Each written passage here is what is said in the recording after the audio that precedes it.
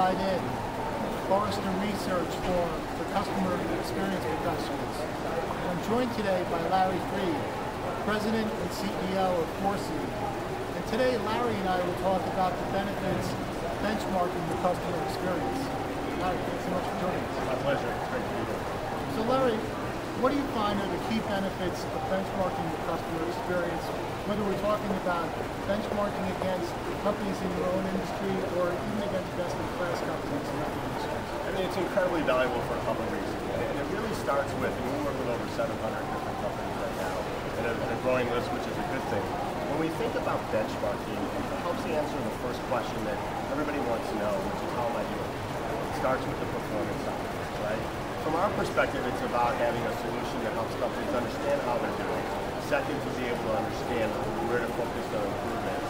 And the third is to understand why. Why am I making this effort? What am I going to get out of it? What's the return on that investment?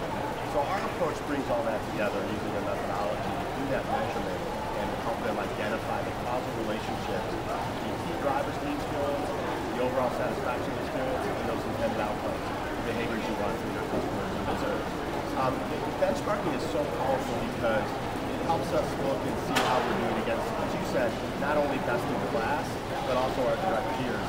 And when you, in certain channels, it's more about your direct competitors. When you think about a retail store, a brick and mortar store, when you think about a newspaper or a magazine, or you think about a publisher or a broadcast, whatever the case may be, in those environments, it's often direct competitors, and it's really important.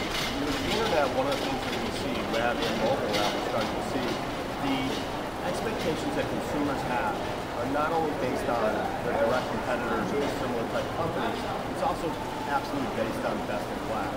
So if you're at an Amazon and then you go to a publishing site, you have those high expectations from Amazon as you visit that publishing site. And that's something that we see is really neat. So when we think about benchmarking, there's a couple of key principles that are really important. First, start with benchmarking against yourself over time, right? You're dealing with your customers, that's really, really important. Management always wants to know, well, how are we doing against everybody else, right? And it really answers that question well. But a good benchmark has to start with a very good measurement. If we have a bad measurement, our benchmark is worthless. It's kind of like garbage in, garbage out. So if we've got that accuracy, precision, reliability in our measurement, now benchmark can be really good. It's interesting, you brought up Amazon too, because as you know, companies like Amazon, Apple, USAA, companies like that have really set the bar high.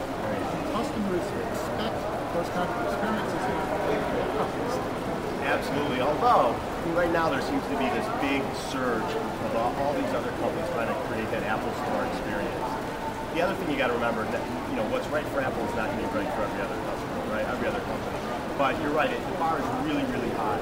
And the web especially gives us the ability to make frequent change, and so that bar keeps moving, right? And in a brick and mortar, it's not changing a whole lot. I mean, Apple changed the model a bit, right?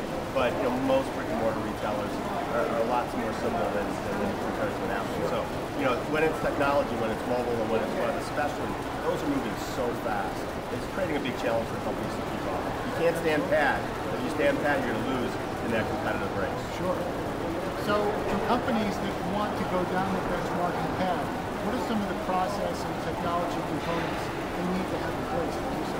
They've got to have a good measurement, and it starts with that. So we use the technology that allows us to get that accuracy, that precision, that reliability. And you need all three, right?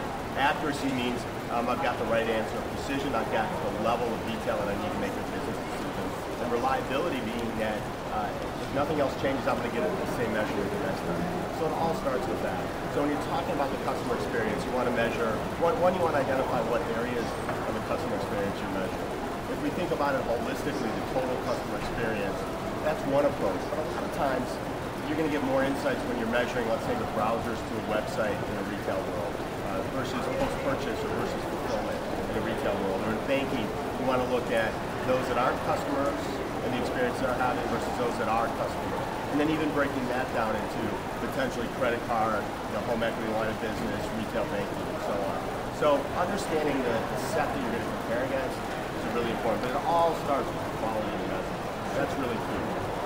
So for companies that have benchmarked customer experience, can you point to an example or two of things that they've discovered about themselves, that areas for improvement, where they've been able to act on this information, either by taking steps to make improvements or even trying to emulate best practices that they've identified from other companies, either in their industry or outside? Yeah, I think there's some really good learnings that come out of it. One that you hit on is best practices, but I think it starts even before that with being really honest about where you are, right? So you know now that you're maybe not as good as you thought, or maybe better, hopefully, right?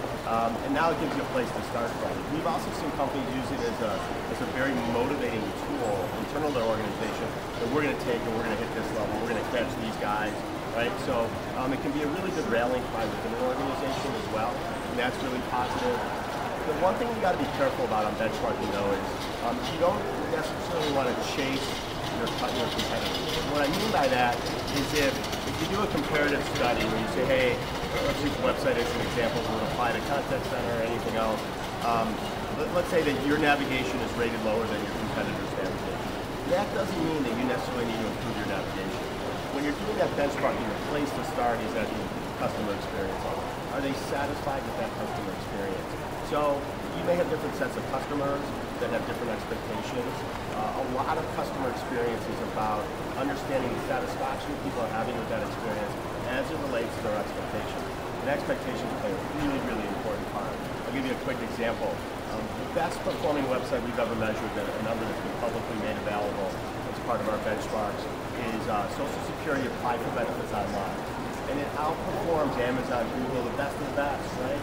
And it's not that their site is necessarily better design, better look and feel, better functionality, better navigation. It's that it far exceeds the expectations people have about applying for benefits in Social Security. And they consistently, for 5 years now, have been at the top of the list. So the things you learn from that is expectations are really, really important. And much like they do, they keep trying to improve that experience to make sure that they stay at the top. Because expectations will rise over time. And when it's technology driven like mobile and web, they rise really, really fast. When we're talking about in-store or call centers, expectations are pretty much the same now as they've ever been. Maybe in some cases even more, right?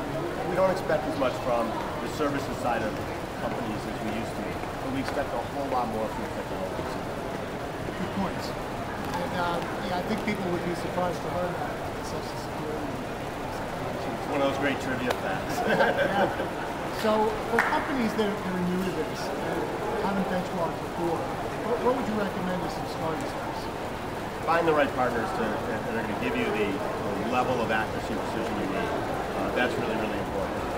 We see a lot of people try to benchmark and they try to create their own versions, or well, it's not exactly the same, and those kinds of things. You lose all that accuracy. There's almost no point in it, right? Yeah, we're obviously pretty proud of our methodology and our technology, but whatever you do, make sure that it's got the level of accuracy, precision, reliability that you feel you need to make those good business decisions. Second is make sure that the measurements are very comparable. So you want to measure randomly to make sure you're getting the right representative audience of your customers.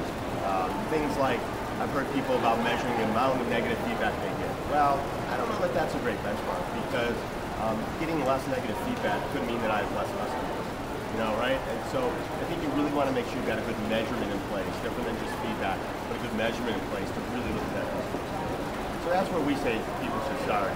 And then again, I would focus first on looking at yourself before you start to look at others. It's a natural progression, but first start with yourself, and then set your own targets, and then start to look at benchmarks. And then I would assume that as you gain more experience going down this path too, that you may want to be looking at evaluating experiences of those customers that you value most, or that you're looking at customers. Right. Right. There's a lot of industries, a lot of companies that will look way outside their industry and say, we want to be like an Amazon, we want to be like a Google. I haven't heard anyone say we want to be like Social Security, but people should think about that, because they really do hit it out of the park. But, and that's a really good thing. Again, it's a great rallying cry, but it doesn't mean that your site needs to be designed like their site, or your mobile experience needs to be designed like their mobile experience, right? There's not, when people try to do that, they're cookie cuttering it, they're chasing the competition. And you got to figure out how to get ahead of it, right? So you still need to innovate. For most companies, I think that's the right way to do it. You got to push the envelope. But I think there's, it's really about starting with yourself and then looking at others and making sure you spend a lot of time picking out who that set is you're going to compare yourself with. Yeah. Great.